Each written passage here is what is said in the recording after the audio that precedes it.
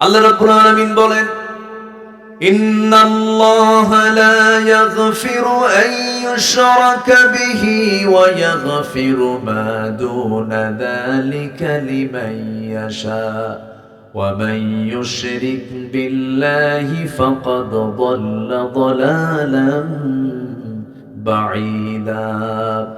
সূরাতুন নিসা আয়াত নাম্বার 116, 116 নম্বর আয়াত। আল্লাহ রাব্বুল আলামিন বলেন, আল্লাহ রাব্বুল আলামিন বান্দার সকল গুনাহ ইচ্ছা করলে সব গুনাহ maaf করে দিতে পারেন, কিন্তু আল্লাহ কখনো শিরকের গুনাহ বান্দার maaf করবেন না। কার কথা? আসতে বলবেন না, কার কথা? সেই দিন কোথায় যেন একটা ভিডিওতে দেখতে পেলাম, বাউল সম্রাট আবুল সরকার, নাকি বাউল সম্রাট আবুল সরকার, সে আবুল সরকার বলতেছে আল্লাহ নাচতে কইছে কোরআনে 7 বার। দেখছেন? যেরকম নাউজুবিল্লাহ। কোথায় নাচতে কইল? বলে কুল আউযু বিরাব্বিন নাস মালিকিন নাস ইলাহিন নাস, তোরাও নাস। যেরকম নাউজুবিল্লাহ। আল্লাহর বিরুদ্ধে কথা বলে, নবীর বিরুদ্ধে কথা বলে, যখন যা তা তাই মুখ থেকে বের করে ফেলছে, কার সঙ্গে কোন কি লাগায় দিচ্ছে, অথচ এই সমস্ত নোংরামিগুলো করছে, অথচ আজ পর্যন্ত কোন নাস্তিকদের শাস্তি বাংলার জমিনে এই পর্যন্ত হয় নাই। হয়েছে কি? হয়েছে? হয় নাই। মন্ত্রীকে গালি দিলে জেল জরিমানা হয়, রাসূলকে গালি দিলে বুদ্ধিজীবীর কাতারে তার নাম লেখা হয়। এই হচ্ছে আমার দেশের চিত্র।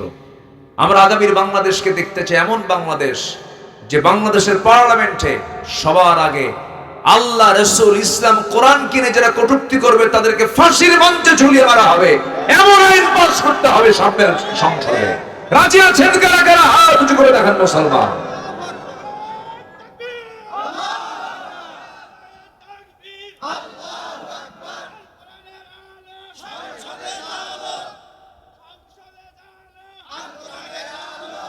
জমিনটা কার? আসতে কবেন না, জমিনটা কার? এই জমিনের মালিকের বিরুদ্ধে কথা বললে আমরা কি চুপ করে থাকতে পারি? আমাদের দায়িত্ব আছে না নাই? আল্লাহর জমিন অবস্থান করে আল্লাহর বিরুদ্ধে কথা বলো, জিহ্বা টেনে ছিঁড়বো আমরা। আর সেই পর্যায়ে নেই। বাংলাদেশের মানুষ এখন অনেক সচেতন, বিশেষ করে তারুণ্য, যুব সমাজ এখন পালস বোঝে। কারা কি করছে সমস্ত মনিটরিং যুবকরা করে, সব কিছু লক্ষ্য করছে। জাতে মাতাল তাহলে কিন্তু ঠিক আছে। আমি তো হতাশ হয়েছিলাম, যুব সমাজ মনে হয় শেষ হয়ে গেল, কিন্তু না, ওরা জায়গা মতো আন্দোলন করে একদম দুপুর বেলা গায়ে গিয়া গণভবনে মুরগির রান খাইছে। সব বোঝে। কারা দালালি করো, কারা চাঁদাবাজি করো, কারা সন্ত্রাসী করো, কারা কি করো, সব যুবকদের নোটে আছে। যুবকদের নোটে আছে না নাই? সব তারা নোট করতেছে। ভাইরে, এই জমিনটা, আমার দেশটা গুনায় ভরে গেছে। এত গুনাহ চলছে। দেখলেন না সপ্তাহ কয়েক আগে কোন এক শুক্রবারে সকাল 10:30টায় একটা জমিন নাড়া দিয়ে উঠলো। এটা নাড়া দেওয়া মানে কি? আমরা কি করি, কেউ যদি একটু ঘুম আসে অথবা কোনো বেখেয়াল হয়, এই কি করি, তাই না, ধাক্কা দেন, এই এরকম করি না আমরা? আল্লাহ কি করছে? ধাক্কা মারছে। এক ধাক্কায়, কয়েক সেকেন্ডের ধাক্কায় ঢাকা শহরের কোন বিল্ডিং একটা মানুষও নাই, সব মারছে দূর বাড়ি ধুইয়া। জুতা পায় না খালি পায়ে? জুতা পায় না খালি পায়ে? খালি পায়ে। গায়ে তো মনে হয় শার্ট প্যান্ট কোট টাই সব ছিল না? ছিল কিছু? যা ছিল রাতে গায়ে ওই দিয়েই মারছে দৌড়। চলে গেছে বাড়ি থেকে বের হয়ে, ফকির হয়ে রাস্তায় দাঁড়ায় আছে। কি হলো এটা? এই যে ঘর থেকে জুতা খুইলা যে দৌড় মারছে, কার ভয়ে? আল্লাহর ভয়ে। কি কয় এটা? আল্লাহর ভয়ে দৌড় মারছে? মরার ভয়, মরার। যদি মরে যাই এই ভয়ে মারছে দৌড়।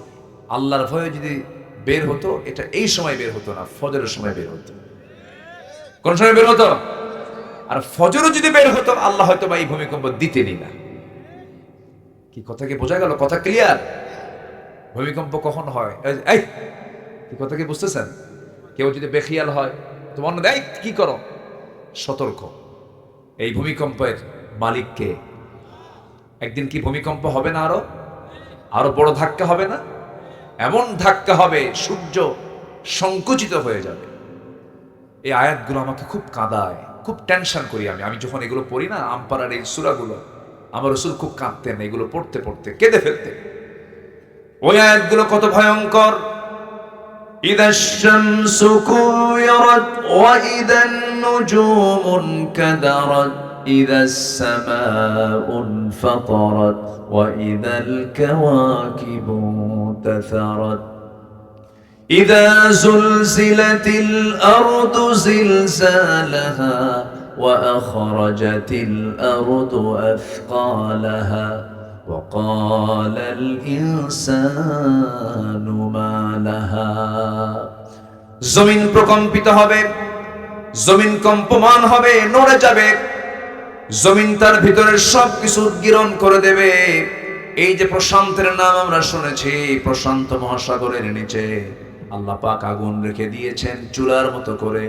যদি আগুন না রাখতেন প্রশান্তের পানিগুলো সব আইস হয়ে যেত, সব বরফ হয়ে যেত, নৌযান চলতো না, জাহাজগুলো চলতো না। কিন্তু কিয়ামত যখন শুরু হয়ে যাবে, সমস্ত ভিতরের সমস্ত আগুনের লাফাগুলো সব উদ্গীরণ হয়ে যাবে, সব ব্লাস্ট হয়ে যাবে, সব বের হয়ে যাবে।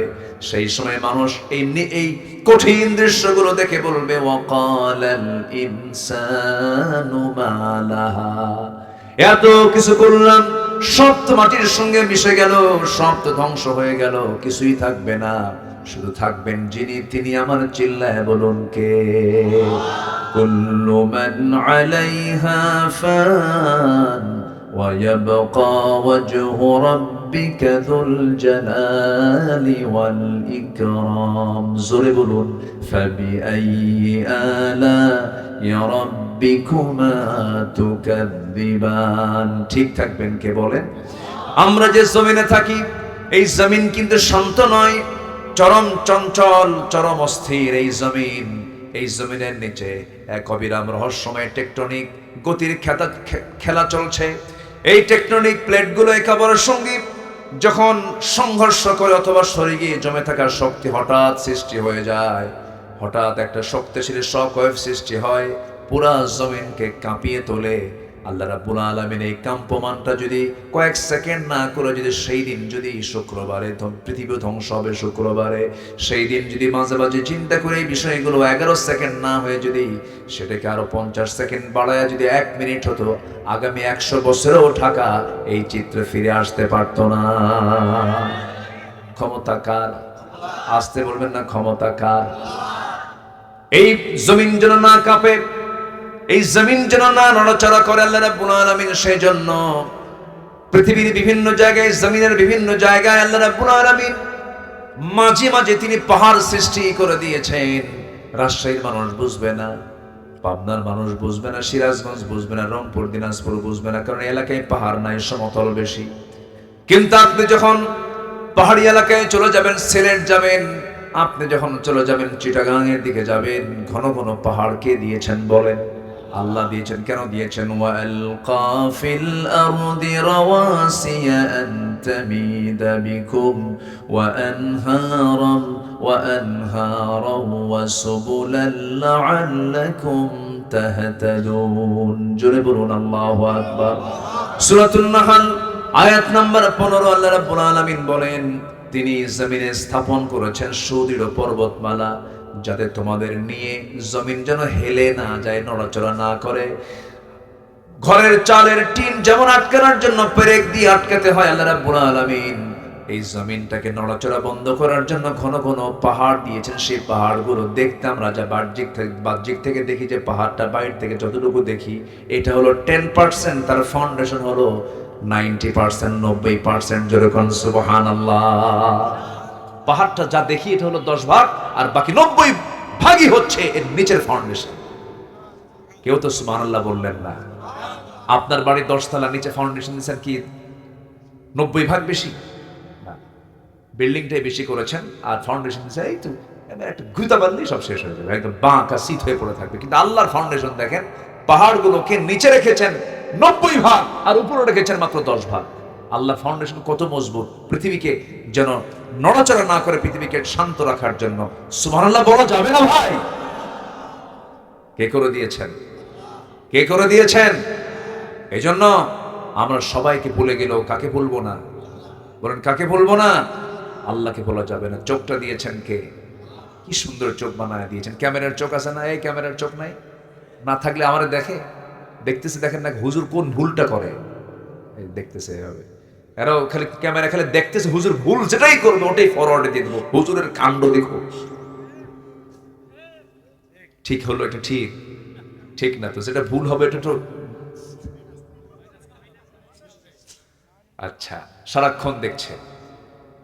ক্যামেরার যেমন চোখ আছে আমাদেরও চোখ আছে। আমাদের চোখটা আমাদের যে অ্যাঙ্গেল, আমাদের যে লেভেল, এটার ধারে পাশেও নাই ক্যামেরা তোমাদের, কি ঠিক কিনা? হ্যাঁ, একটু বলি দেখেন, কি কষ্ট পাচ্ছেন নাকি আপনারা? আমাদের চোখের ভিতরে আল্লাহ রাব্বুল আলামিন কেমিক্যাল দিয়েছেন। আল্লাহ জামা রব, মনোযোগ দিয়ে কথাগুলো শুনবেন। দিলের কান, দিলের চোখ দিয়ে, দিলের কান দিয়ে মনোযোগ দিয়ে শুনবেন, দেখবেন। একটু কান দিয়ে শোনেন, মনোযোগ দিয়ে একটু শোনেন। আমার বন্ধুগণ, আমরা এই চোখটাকে কিন্তু 1 মিনিটে একবার দুবার না, 15 থেকে 20 বার পলকটা ফেলি। 15 থেকে 20 বার পলক ফেলি।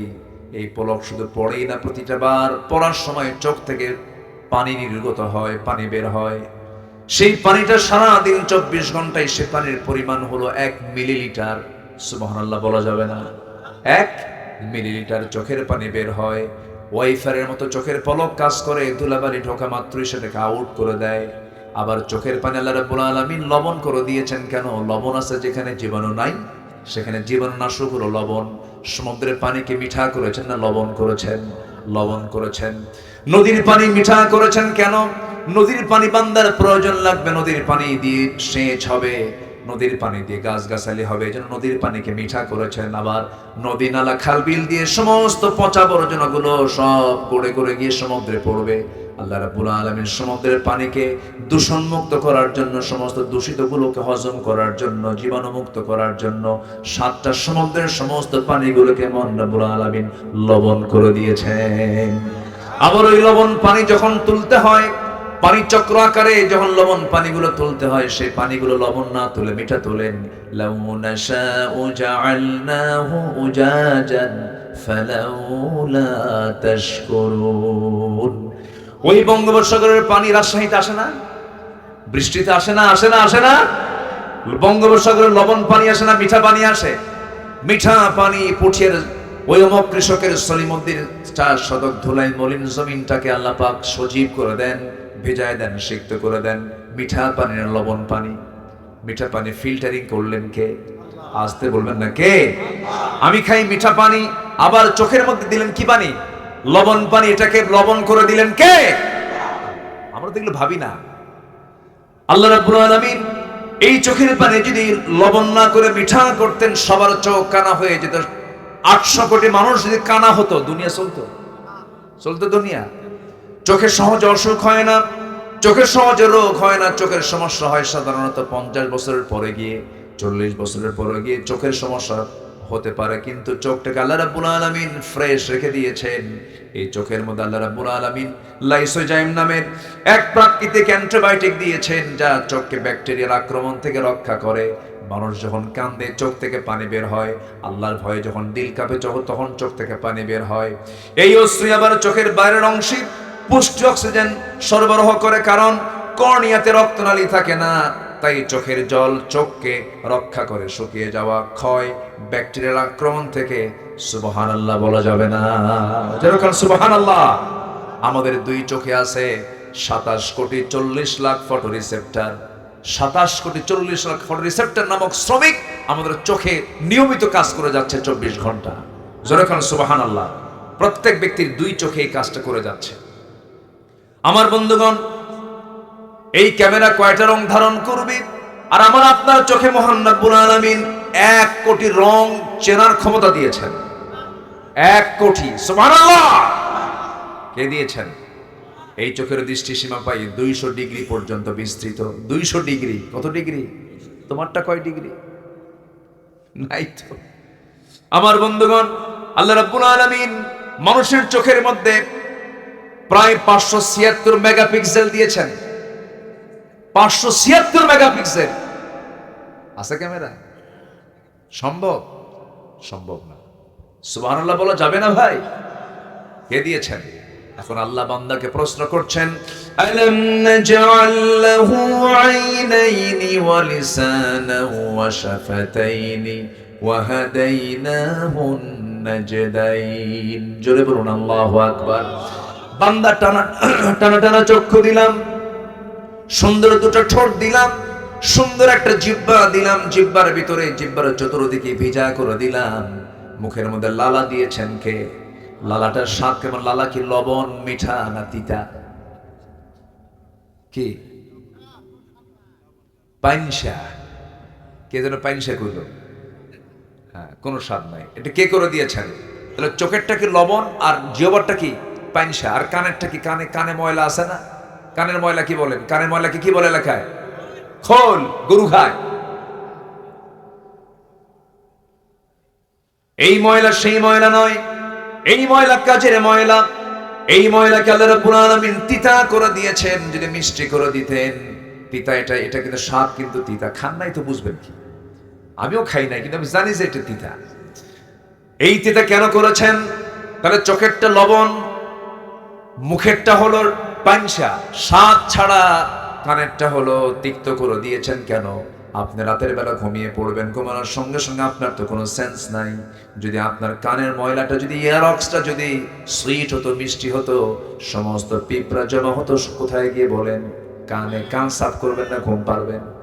হঠাৎ করে কোনো কানা পিঁপড়া, কি পিঁপড়া, কোনো কানা পিঁপড়া যদি কানের মধ্যে ঢুকেই যায়, ঢোকার পরে যখন দেখবে তিতা থাকবে না, তাড়াহুড়ো করে বের হয়ে চলে আসবে। আল্লাহ রাব্বুল আলামিন আপনার কান শুধু বানায় দেন নাই, কানটাকে সিকিউরিটি করে এটাকে এখানে আল্লাহ রাব্বুল আলামিন সেই পদার্থ রেখে দিয়েছেন। যেরকম সুবহানাল্লাহ।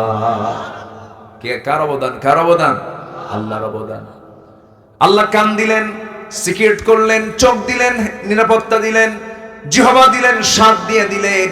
এই স্বাদ, কত স্বাদ দিয়েছেন আল্লাহ পাক। একটা জিহ্বার ভিতরে মেশিন হলো, একটা মেশিন সেট করেছেন। জিহ্বার ভিতরে 1000 প্রকার খাবার, জিহ্বায় আসে 1000 প্রকার স্বাদের সমস্ত তথ্য জিহ্বা জানায় দেয় ব্রেনকে। যেরকম সুবহানাল্লাহ। আমার বন্ধুগণ, বিমান সুন্দর না পাখি সুন্দর? আজ থেকে মানে বিমান সুন্দর না পাখি সুন্দর? বিমান থেকে পাখি না পাখি থেকে বিমান? বলেন বলেন বলেন। আচ্ছা বলেন তো, যদি ঢাকা থেকে বিমান এসে যদি বলে পুঠিয়ে নামবো, উপায় আছে? যদি বলে নাটোর নামবো, উপায় আছে? যদি বলে সিরাজগঞ্জ নামবো, উপায় আছে? যদি বলে টাঙ্গাইল নামবো, উপায় আছে? যদি বলে চাঁপাইনবাবগঞ্জ নামবো, উপায় আছে? নামতে হবে পবা। নামতে হবে কোথায়? পবার মধ্যে না? নৌহাটা তো পবার মধ্যেই তো, পবা উপজেলার মধ্যেই তো। পবায় নামতে হবে, এয়ারপোর্টে নামতে হবে, একটা বড় এয়ারপোর্ট লাগবে। এছাড়া মানুষের বিমান নামবে না। আর আল্লাহর বিমান নামতে, এই যে পাখিগুলো, কোনো কিছু লাগে? কিছু কোনো পোর্ট লাগে, রাডার লাগে, অনুমতি লাগে? আসবো নাকি, দেখেন তো বাজে নাকি, এরকম কিছু হয় না। আপনার ঘরের ভিতরে ভেন্টিলেটরের মধ্যে বা ওই পাখি বাসার পেশেন্ট, কোন একটা পাখি বাসা চট করে এসে নেমে পড়লো, ল্যান্ডিং করলো, ফ্লাইং করলো, কোনো কিচ্ছু লাগে না, কোথাও কোনো গ্যাঞ্জামও লাগে না, কোনো ধাক্কাও লাগে না, কোনো অ্যাক্সিডেন্টও হয় না। যেরকম সুবহানাল্লাহ। কোনটা উন্নত, বিমান না পাখি? ওয়া আরসালা আলাইহিম তায়রান আবাবিল তারমিহিম বিহিজারাতিন মিন সিজিল। আমি সিজিল নামক বোমা ওই বিমানের মধ্যে দিয়েছি, ওখান থেকে নিক্ষেপ করেছে, আর সেই বিমানটার নাম হলো আবাবিল। বিমানটার নাম কি? সম্মানিত ভাইরা, একটা পাখি আছে, পেরেগ্রিন ফ্যালকন নামে একটা পাখি আছে, যে পাখিটা ঘন্টায় ওড়ে হলো 400 কিলোমিটার। এত আস্তে সুবহানাল্লাহ বললেন। তার ঢাকা এখান থেকে কত কিলোমিটার? 300 ধরেন, হ্যাঁ 220, হ্যাঁ 220-30 হবে। আচ্ছা, এখান থেকে রাজশাহী থেকে দূরে হবে, এখান থেকে ধরেন 220-30 কিলোমিটার দূরে ঢাকা। একটা পাখি পেরেগ্রিন ফ্যালকন যদি রওনা দেয়, 1 ঘন্টায় ওর আসা যাওয়া প্রায় হয়ে যাবে। একটা পাখি সুবহানাল্লাহ বলবেন না? তাকে রকেট বার্ড বলা যায়, পেরেগ্রিন ফ্যালকন। আর একটা চিতাবাঘ ঘন্টায় 112 কিলোমিটার বেগে দৌড়ায়, 112 কিলোমিটার চিতাবাঘ। এই পেরেগ্রিন ফ্যালকনটা যখন আকাশে ওড়ে, এখন এই যে উঠতেছে, বাতাস তো ঠিকই তার নাকের মধ্যে ঢুকছে, লাঞ্চ তো ফেটে যাওয়ার কথা, এত জোরে ঘোরে, এত জোরে ওড়ে, লাঞ্চ তো ফেটে শেষ হয়ে যাওয়ার কথা, লাঞ্চ তো ফাটে না। কেন ফাটে না, কি জন্য ফাটে না? আল্লাহ রাব্বুল আলামিন ওই পেরেগ্রিন ফ্যালকনের নাকের ভিতরে এমন প্রযুক্তি ব্যবহার করেছেন, এমন একটা হাড়ের ট্যাপ লাগায় দিয়েছেন, শক্ত হাড়ের ট্যাপ লাগায় দিয়েছেন। যখন সে দ্রুত গতিতে চলতে থাকে, তখন যত বাতাস, সমস্ত বাতাসগুলো আগে ওই হাড়ের কাছে এসে ধাক্কা খায়, ধাক্কা খেয়ে গতিটা কমে যায়, আস্তে করে লাঞ্চে বাতাসটা ঢুকে যায়, লাঞ্চ ফাটে না। জোরে কোন সুবহানাল্লাহ। ঠিক এই পেরেগ্রিন ফ্যালকনের এই টেকনোলজি আজকের বিমান বানাতে ব্যবহার করেছে, এই ঠিক একটা ট্যাপ লাগায় দিয়েছে। সুবহানাল্লাহ বলা যাবে না? আমার বন্ধুগণ, সেই মহান রব্বুল আলামিন বলেছেন, বান্দারে সব তো আমার দেওয়া, সব তো আমার দেওয়া নিয়ামত, তুমি ভোগ করো। আমাকে ছাড়া অন্য কাউকে চাও কেন? আমাকে ছাড়া তুমি অন্য কাউকে বলো কেন? আমি ছাড়া অন্য কারো কাছে তুমি ধারণা দাও কেন? সব চাহিদা আমি মিটায় দেব, সব আমি দিয়ে দেব। মাজারে মাজারে যাও কেন? বাচ্চা হয় না মাজারে যায় এমন লোক আমার দেশে মনে হয় নাই। গরু নিয়ে যায়, কি নিয়ে যায়? আছে নাকি এলাকায়? গরু নিয়ে যায়, খাসি নিয়ে যায়, এই সমস্ত কিছু নিয়ে যায়। যারা মাজারে গরু নিয়ে যায় তারা আরেক বলদ, তারা আরেক কি বলেন? বলদ। কাম নাই কাজ নাই, এমনি এক কাম করে। কোন মাজার পেলে পরে থামে, ব্রেক মারে। ট্রাকের ড্রাইভার ট্রাক চালাচ্ছে, হেল্পার বলে, বস থামেন, সামনে মাজার শরীফ। থেমে গেল, কসকস একখান 100 টাকার নোট দিয়ে বলল, বাবা দিয়ে গেলাম, অ্যাক্সিডেন্ট যেন না হয়, তুমি একটু দেখো।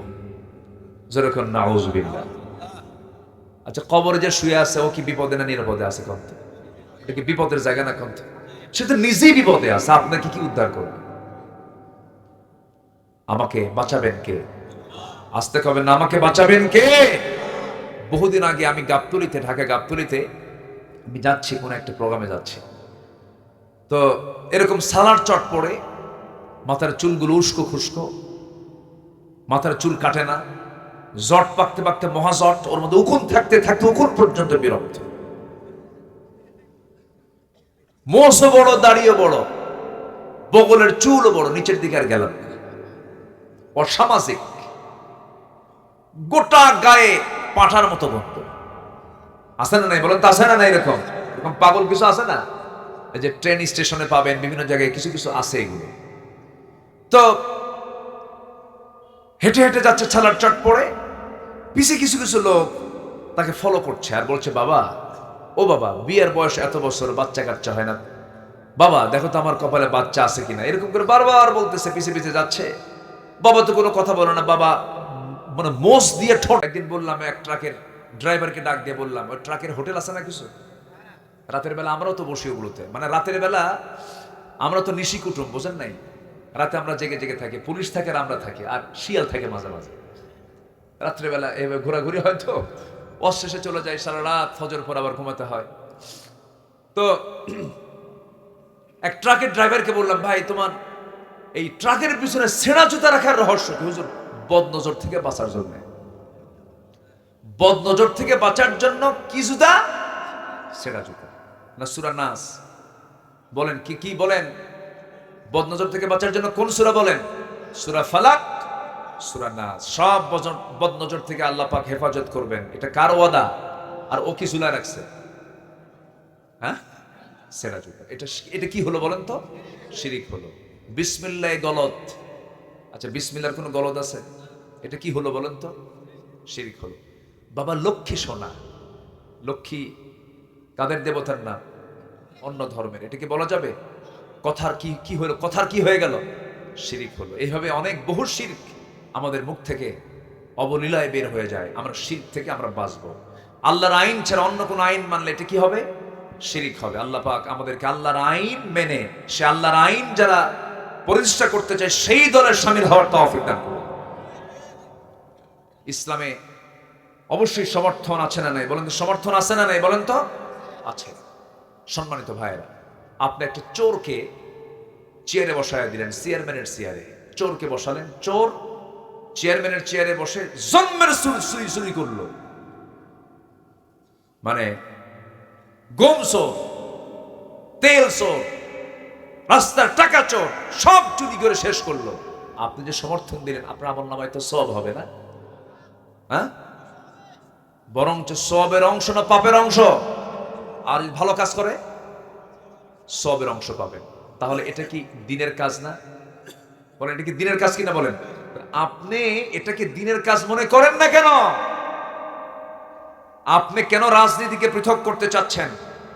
যারা ইসলাম থেকে রাজনীতিকে পৃথক করতে চায় তাদের দ্বারাই স্বৈরাচার প্রতিষ্ঠা হতে পারে। জুদা হো দিন সিয়াসত সে তু রহ জাতি হে চেঙ্গেজি।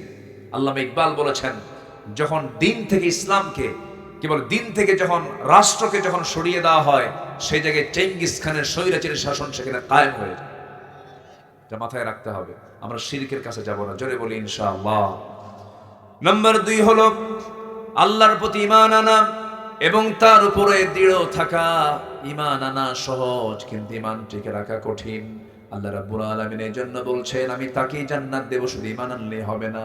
আল্লাহ বলছেন, ইন্নাল্লাযীনা ক্বালু রাব্বুনাল্লাহু সুম্মা ইসতাকামু তাতানাসসালু আলাইহিমুল মালায়েকা ألا تخافوا ولا تحزنوا وأبشروا بالجنة التي كنتم توعدون জোরে বলুন আল্লাহু আকবার।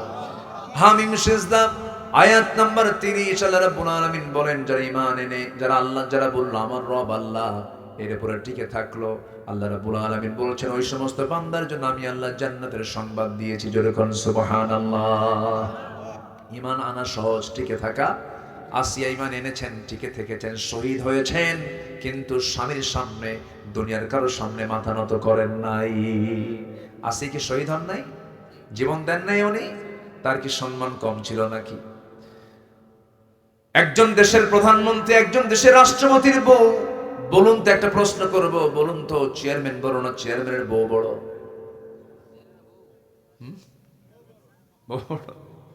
বলেন, চেয়ারম্যান বড়, বউ কি ছোট? বউকে আপনি ছোট ভাবেন? যারা ভাবতেছেন যে চেয়ারম্যান বড়, বিয়ে করেন না, এখনো বিয়ে করেন না। আপনি যত বড় নেতা হন, বউয়ের কাছে কায়েত, ও কিচ্ছু মানে না। ওই জায়গায় কোনো আইন চলে না, সব সোজা, যত বীর বাহাদুর হোক না কেন। হ্যাঁ, হুজুরও নাই, বাস্তব তাই। ওমরে ফারুকের মতো মানুষ, তার কাছে একজন বিচার প্রার্থী হয়ে আসছে, স্বামী স্ত্রী গণ্ডগোল, তো পাশে বসে আছে, পাশের ঘরে ভিতরে ওমরে ফারুকের স্ত্রী তাকে কথাবার্তা বলছেন, খুব বাকবিতণ্ডা চলছে। এগুলো দেখে ওই লোকটা চলে যাচ্ছে। ওমরে ফারুক বাইরে এসে বললেন, এই তুমি কেন আসলা, কি জন্য আসলা, প্রশ্ন করো না, কি ফায়সালার জন্য আসলে, কিছু তো বললা না তুমি। কে এসে দেখলাম যে চিত্র, আপনার বউ আপনাকে এত কিছু বললো, আপনি কিচ্ছু বললেন না। আমার বাড়িতে বউয়ের সঙ্গে আপনি ফায়সালা দিবেন কি? ওমর ফারুক বলছেন, আমি কিছু কইছি না, তুইও কিছু বলিস না, যা। আল্লাহু আকবার। আল্লাহ পাক এর মধ্যে একটা মাওয়াদ্দাতু ওয়া রাহমা, আল্লাহ পাক নিবিড় সম্পর্ক করে দিয়েছেন। আল্লাহু আকবার বলেন। ভালোবাসাও আছে, রহমতও। অভিমান, একটু অভিমান করলে মহব্বত কমে না বাড়ে? কথা কয় না, 3 ঘন্টা 4 ঘন্টা 12 ঘন্টা কথা নাই, চুপচাপ একদম খেপে আছে, দেখবেন একটা মুস্কি হাসি দিয়েছেন, মহব্বতটা এত গাঢ় হয়ে গেছে, আগের সব মহব্বতকে হার মেনে দিয়েছে। যেরকম আলহামদুলিল্লাহ। এটা কি অপরের বউ না নিজের বউ? হ্যাঁ, এটা যেন মনে থাকে। আল্লাহ কবুল করুন, জোরে বলি আল্লাহুম্মা আমিন। আসিয়ার মতো মানুষ, তার স্বামী একজন দেশের প্রধান, এত বড় একটা পদ, রাষ্ট্রপতির পরেই হচ্ছে বউয়ের জায়গা, এত সম্মানজনক পদ, উনি এটাকে গ্রহণই করলেন না, উনি ইসলাম গ্রহণ করে নিলেন। ইসলাম যখন গ্রহণ করে নিলেন, ফার্স্ট লেডি অফ ইজিপ্ট ইমরাত ফিরাউন আসিয়া আলাইহিস সালাতু ওয়াস সালাম, সেই সময় যখন বলা হলো, আসিয়া শুনতে পেলাম তুমি নাকি কালেমা পড়েছো। আসিয়া বলছেন, শুনবেন কোন, দেখেন আশহাদু আল্লা ইলাহা ইল্লাল্লাহ ওয়াহদাহু লা শারীকা লা। ফিরাউন সঙ্গে সঙ্গে বলল, আসিয়া আমার মান সম্মান তুমি ডুবাইয়া দিলা, সব শেষ হয়ে গেল। আমার ঘরের মানুষ তুমি, তুমি যদি আমার বিরোধিতা করো আমি সব শেষ হয়ে যাব, দয়া করে ছেড়ে দাও এগুলো। আসিয়া বলছেন, স্বামী আমার সংক্ষিপ্ত দুনিয়ার সফর, দুনিয়া থেকে বিদায় নেব, অনাবিল অনন্তকাল পড়ে আছে সে আখিরাত, আমি আপনাকে সেই আখিরাতের দাওয়াত দিচ্ছি। ওয়ালাল আখিরাতু খায়রুল লাকা মিনাল উলা। সঙ্গে সঙ্গে ফেরাউন বলছে, আসিয়া আমি জানি তুমি সত্য, তুমি সত্য কথা বলছো, মুসাও সত্য, মুসার আল্লাহও সত্য, কিন্তু আমার চেয়ার যে আছে, আমার কি আছে, আমার চেয়ার যে আছে, চেয়ার তো ছাড়া যাবে না, চেয়ার তো কখনো হাতছাড়া করা যাবে না। আসিয়া দয়া করে তুমি আমার কথা শুনে নাও। আসিয়া বলছেন, জান দেব কিন্তু ইমান দেব না। সঙ্গে সঙ্গে হামানকে ডেকে ফেরাউন হামানকে ডাক দিয়ে বলছে, হামান এদিকে আসো, কি করি কোনো বুদ্ধি পাচ্ছি না, বউকে তো মহব্বত করি, কি করা যায়। অফিরাউনা ওয়া হামানা ওয়া জুনুদাহুমা। হামান বলল, ফেরাউন বুকের শত্রু, বড় শত্রু, বউটাকে এইরকম সুযোগ দেওয়া যাবে না, শেষ করে দিতে হবে। জল্লাদ টাকা হলো, আইন পাশ হয়ে গেল। জল্লাদ তার করাত দিয়ে কপাল থেকে মাথা থেকে পা পর্যন্ত চিরে ফেলবে, সিদ্ধান্ত চূড়ান্ত হলো। এরপর শেষবারের মতো ফেরাউন এসে বলছে, আসিয়া দাম্পত্যময় জীবন সুখময় ছিল, ভালোই ছিলাম আমরা, তুমি কেমন পেঁচ লাগায়া দিলা, দেখো শেষবারের মতো তোমাকে বললাম, তুমি কি করবা বলো। আসিয়া বলতেন, স্বামী আমার সম্মান করি আপনাকে, তবে একটা কথা জেনে রাখবেন, আমার আল্লাহ কিন্তু আমার নাকের মধ্যে জান্নাতের ঘ্রাণ ঢুকায়া দিয়েছে। আল্লাহু আকবার। ফেরাউন অর্ডার দিয়ে দিল জল্লাদকে, করাত দিয়ে যখন চেরা শুরু করলো, মাথা থেকে ফিনকি দিয়ে রক্ত পড়া শুরু হয়ে গেছে। সেই সময় ওই কঠিন মুহূর্তে আসিয়া আল্লাহর নামটা বলেন না, আসিয়া সেই সময় দোয়া করছেন, ওই কঠিন সময়ে তিনি দোয়া করতে বললেন না। সেই দোয়াটা আল্লাহ রাব্বুল আলামিন 4000 বছর আগের দোয়া আল্লাহ রাব্বুল আলামিন কোরআনে কোট করে বলছেন, রব্বি বিনিলি ইনদাকা বাইতান ফিল জান্নাহ ওয়া নাজ্জিনি মিন ফিরআউনা ওয়া আমালিহি। আল্লাহ তুমি আমার জন্য বানায়া দাও একটা ঘর তোমার ঘরের সাথে। সুবহানাল্লাহ। আল্লাহকে কত কাছে টেনেছেন। আল্লাহ আমার কাছে না দূরে, বলেন বলেন, কাছে না দূরে। এটা কি এক সময় না সব সময়?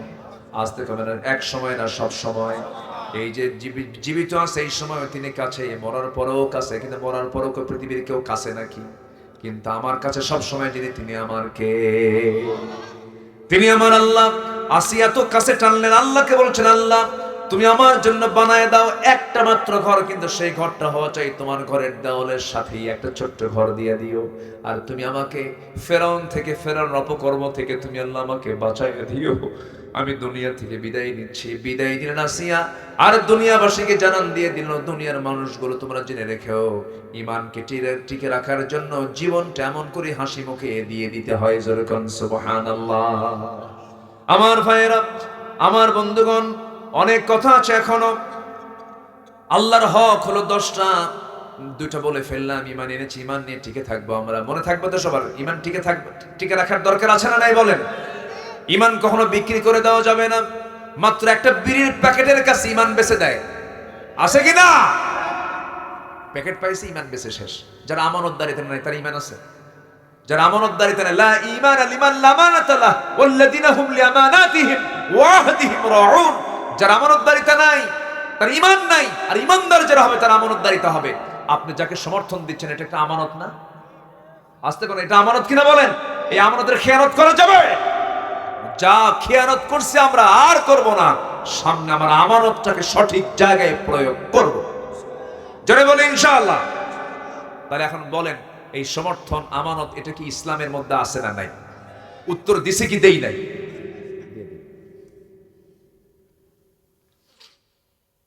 আমরা ঈমান নিয়ে টিকে থাকবো। আপনার বাড়ি যাবেন না? আপনারা বাড়ি যাবেন না? একটা লোকও যায় নাই, জানেন? বুঝলাম না। আমি একটা এক্সট্রা মাহফিল আজকে পেলাম যে একটা লোক এ পর্যন্ত নড়ে নাই।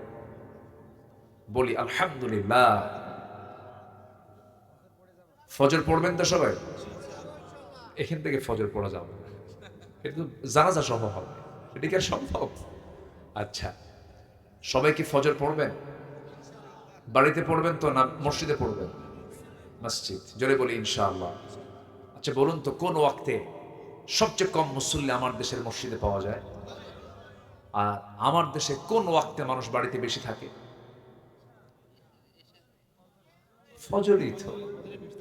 বলেন, সবচেয়ে বাড়িতে বেশি ঘুমায় থাকে কোন সময় বলেন?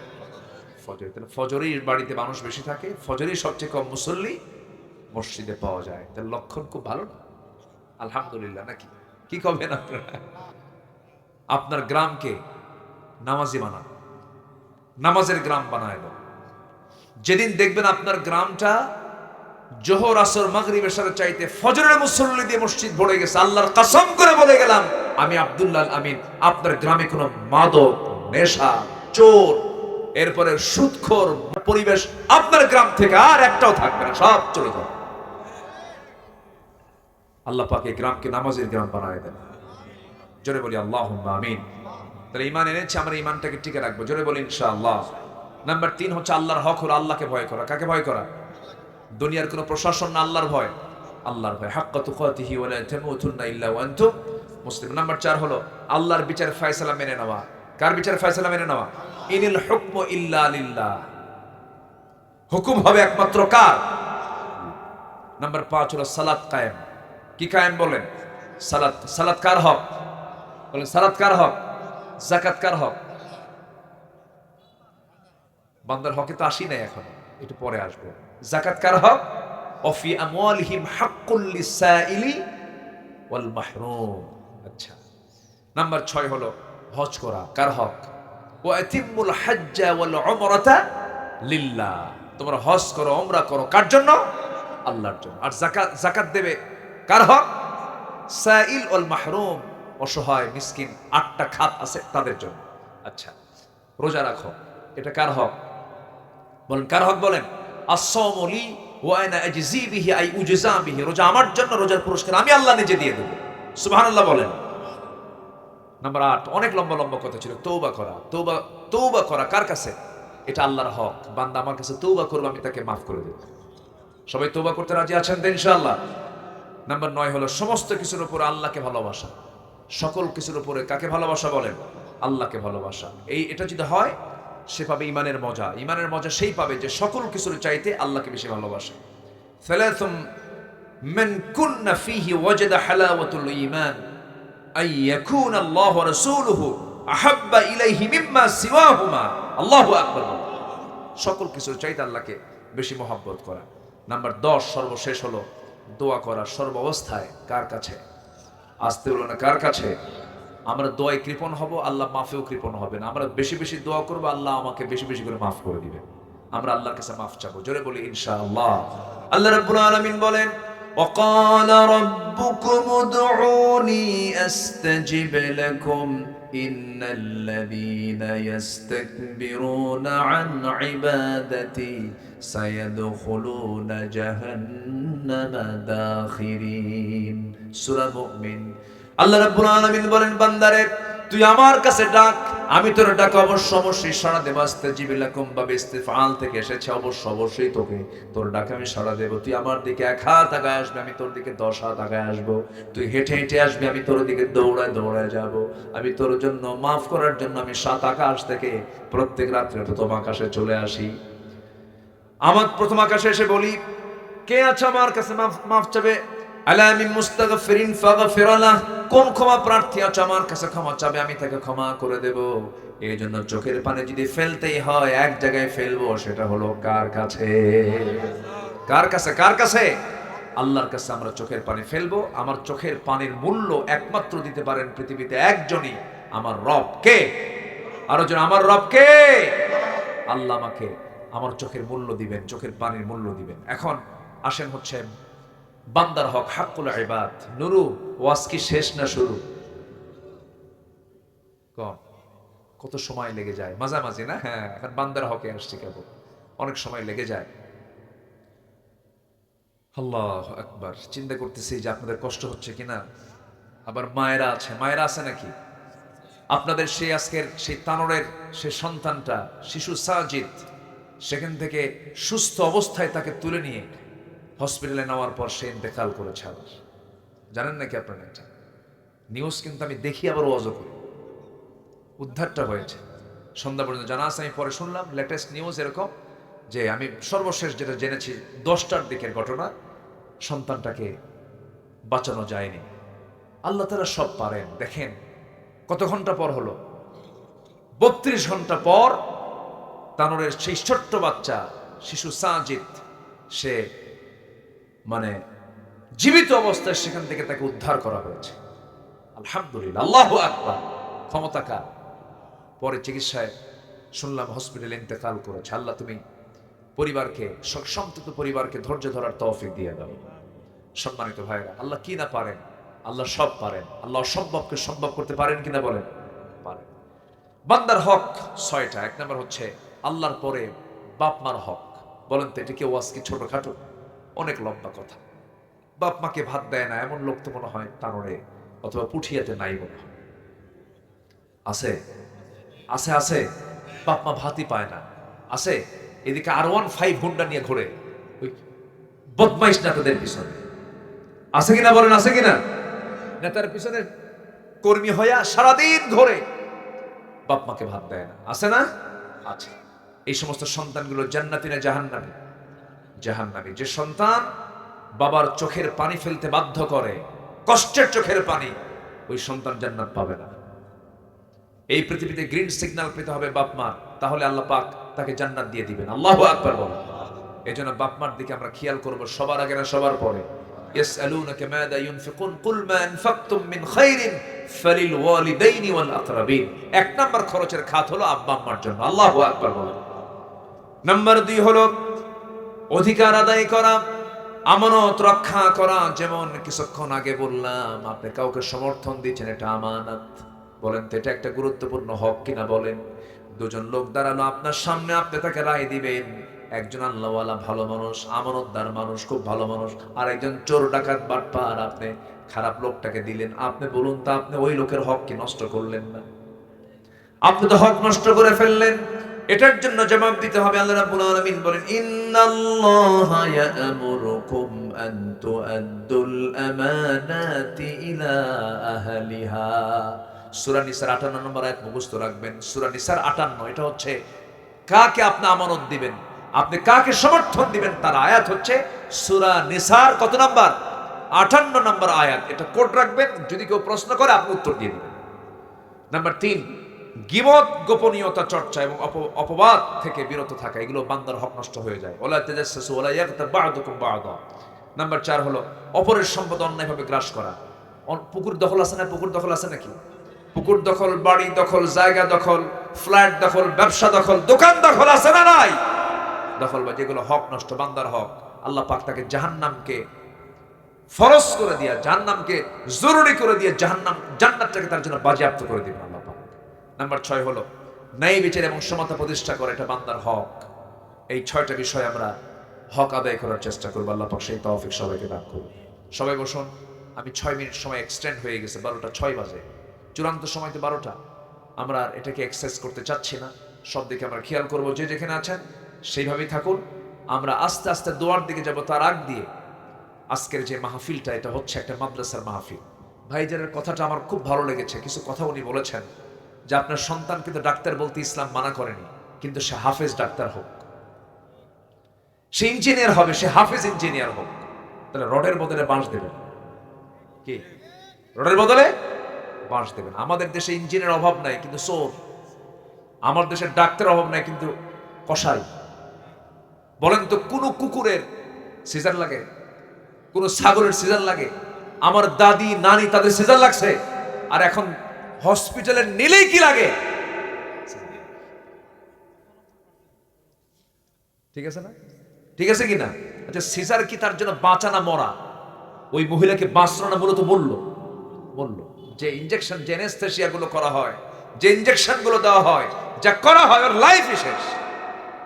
যদি প্রয়োজন হয় সেটা ভিন্ন কথা, কিন্তু প্রয়োজন ছাড়া যদি আপনি এই অপকর্মগুলো করেন, যেখানে ইনজেকশন দিলে হয়ে যাচ্ছে সেখানে করবেন অপারেশন, আর যেখানে অপারেশন লাগবে সেখানে করবেন ইনজেকশন। আপনি ডাক্তার না, আপনি ডাকাত।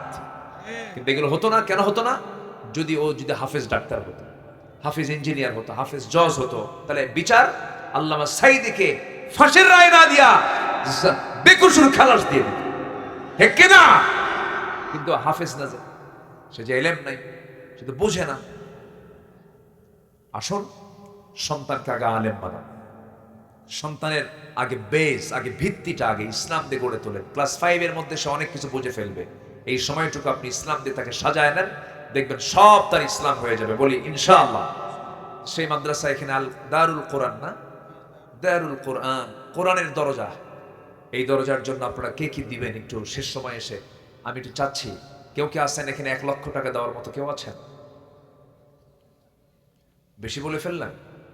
আমি এক মাহফিলে, সিরাজগঞ্জে এক মাহফিলে বললাম কে আছেন 10,000 দিবেন? পাশে এক লোক বসেছিল, আমি জানি না যে উনি এত ধনী মানুষ। তুমি একটা চেক বের করে বলে, হুজুর আমি আজকে বেশি দিলাম না, 1 কোটি টাকা দিলাম।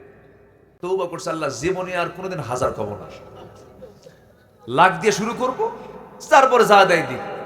আমি চাইছি 10,000, উনি দিছে 1 কোটি। বলেন তো এটা হলো? আমি লজ্জা পেয়ে গেছি। সেদিন থেকে আমি আর 1000 বলি না। এখন তো যে কোনো জায়গার দাম এখন কি 1000-এ আছে আর 100-এ আছে? একটা জায়গার দাম শুধু বলবেন আমি বিক্রি করব, বাস। কি দাম নেবেন পরে, বিক্রি করবেন কিনা, এই অবস্থা হয়ে গেছে। যেহেতু সামাজিক অবস্থা এরকম হয়ে গেছে, আমরা দানটাও আন্তরিকতার সঙ্গে দেওয়ার চেষ্টা করব। জোরে বলি ইনশাআল্লাহ। আল্লাহ কবুল করুন। জোরে বলি আল্লাহুম্মা আমিন।